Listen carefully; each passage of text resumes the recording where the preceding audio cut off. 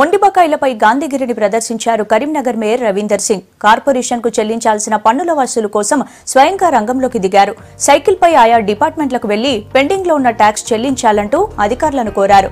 ఓ గులాబీ పువ్వుతో పాటు వారు కట్టాల్సిన మొత్తానికి సంబంధించిన నోటీసులు అందించారు. పోస్టాఫీస్, BSNL కార్యాలయానికి వెళ్లి స్వయంగా నోటీసులు అందించారు. మొండి బకాయిలు వసూలు చేయడమే లక్ష్యంగా ఈ నెల 31 వరకు ఈ కార్యక్రమం కొనసాగిస్తామన్నారు మేయర్.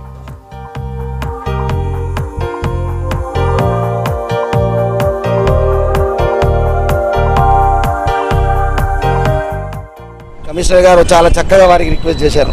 మాకున్న విశిష్ట అధికారాలను మేము ఉపయోగిస్తలేం. మేము గాంధీగిరి ద్వారానే మీ దగ్గర డబ్బులు వసూలు చేయాలనుకున్నాం సార్.